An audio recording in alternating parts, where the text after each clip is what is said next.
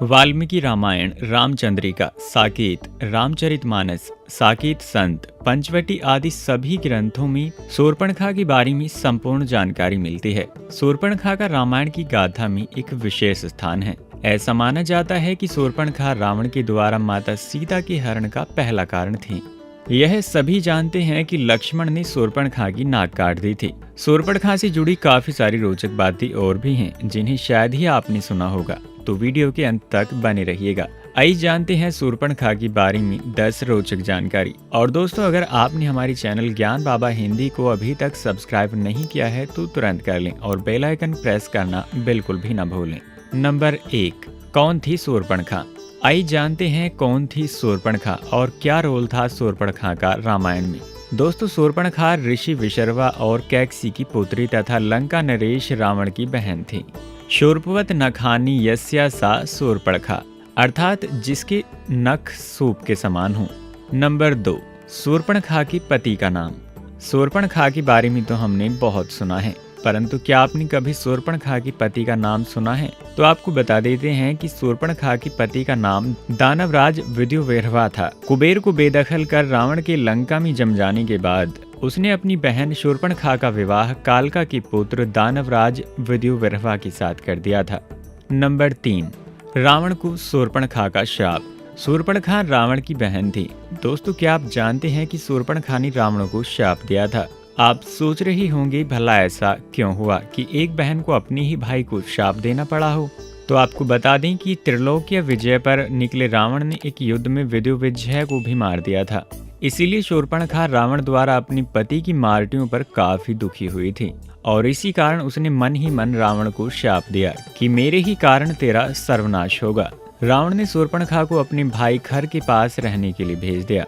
शूर्पणखा दंडकारण्य में रहने लगी। हालांकि किंवदंतियों के आधार पर यह भी कहा जाता है कि एक बार रावण शूर्पणखा के घर गया। शूर्पणखा का पति विद्युविजय श्रीहरि का उपासक था। यह देखकर रावण क्रोधित हो गया और उसने उसका वहीं वध कर दिया।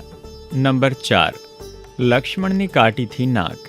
आइए आपको बताते हैं कि लक्ष्मण जी ने शूर्पणखा की नाक क्यों काटी थी। शूर्पणखा ने लक्ष्मण के समक्ष विवाह प्रस्ताव रखा था और लक्ष्मण ने उस प्रस्ताव को अस्वीकार कर उसे अपने बड़े भाई प्रभु श्री राम के पास भेज दिया। यह सुनकर शूर्पणखा भड़क गई और उसने कहा कि मैं सीता को अभी खा लेती हूँ, तब यह सोत नहीं रहेगी और फिर हम विवाह कर लेंगे।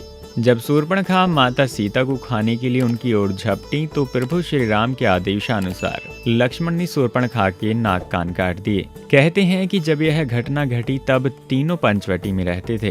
पंचवटी नासिक में है और यह भी कहा जाता है कि नासिक का नाम इसीलिए नासिक है क्योंकि वहां शूर्पणखा की नाक काटी गई थी। हालांकि कुछ विद्वान इसे नहीं मानते हैं।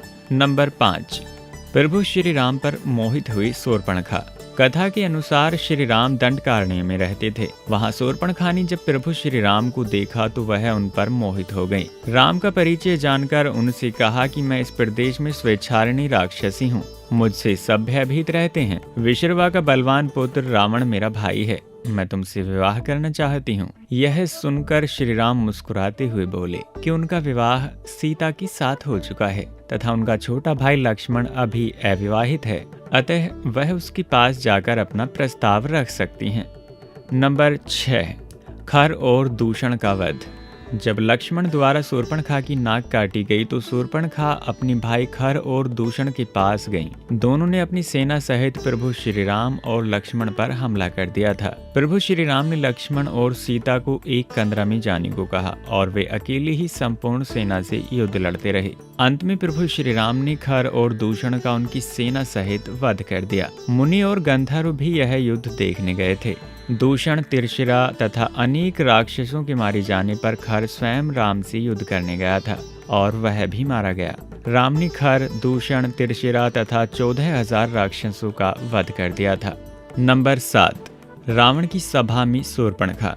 पंचवटी में लक्ष्मण से अपमानित होने के बाद शूर्पणखा अपनी भाई रावण के पास गई और वहां उसने रावण को अपनी व्यथा सुनाई और रावण की कान भरते हुए कहा, सीता अत्यंत सुंदर है और वह तुम्हारी पत्नी बनने के सर्वथा योग्य है। तब रावण ने अपनी बहन के अपमान का बदला लेने के लिए अपने मामा मारीच के साथ मिलकर सीता अपहरण की योजना रची और एक साधु का भेष धारण करते हुए माता सीता का छल पूर्वक हरण कर लिया था। नंबर 8, शूर्पणखा का पूर्व जन्म। शूर्पणखा की पुनर्जन्म की कहानी काफी रोचक है। कहते हैं कि पूर्व जन्म में शूर्पणखा इंद्रलोक की नयनतारा नामक अप्सरा थी। उस समय पृथ्वी पर एक वज्रा नामक एक ऋषि घोर तपस्या कर रहे थे। इंद्रदेव नयनतारा से काफी प्रसन्न थे और इसी कारण इंद्रदेव ने ऋषि की तपस्या भंग करने हेतु इसे पृथ्वी पर भेजा। परंतु वज्रा ऋषि तपस्या भंग से काफी क्रोधित हुए थे और उन्होंने नयनतारा को अगले जन्म में राक्षसी होने का शाप दे दिया। ऋषि से क्षमा याचना करने पर वज्रा ऋषि ने उससे कहा कि राक्षस जन्म में ही तुझे प्रभु के दर्शन होंगे। तब वही अप्सरा देह त्याग के बाद शूर्पणखा राक्षसी बनी। नंबर 9, शूर्पणखा की ज्ञान चक्षु खुले। जब शूर्पणखा की लक्ष्मण जी ने नाक कान काट दिए तो शूर्पणखा की ज्ञान चक्षु खुल गए और उसे आभास हो गया कि वह कोई आम व्यक्ति नहीं है। तब उसने प्रभु के कार्य को पूरा करने के लिए अपना पूरा योगदान दिया और उनकी सहायिका बनकर प्रभु के हाथ से खर्व, दूषण, कुंभकर्ण, मेघनाद, रावण आदि निशाचरों को मरवा दिया और प्रभु प्राप्ति की उचित प्रक्रिया अपनाने के लिए पुष्कर जी में चली गई और जल में खड़ी होकर उसने भगवान शिव की तपस्या की। हालांकि यह भी कहा जाता है कि रावण का वध होने के बाद शूर्पणखा दैत्य गुरु शुक्राचार्य के पास चली गई थी और जंगल में उनके आश्रम में रहने लगी थी। नंबर 10, श्री कृष्ण की पत्नी। ऐसा माना जाता है कि शिव आराधना के बाद भगवान शिव ने शूर्पणखा को दर्शन देकर वर प्रदान किया कि 28वें द्वापर युग में जब श्री राम कृष्ण अवतार लेंगे तब कुब्जा के रूप में तुम्हें कृष्ण से पति सुख की प्राप्ति होगी। तब श्री कृष्ण तुम्हारी कुबड़ ठीक करके वही नयनतारा अप्सरा का मनमोहक रूप प्रदान करेंगे।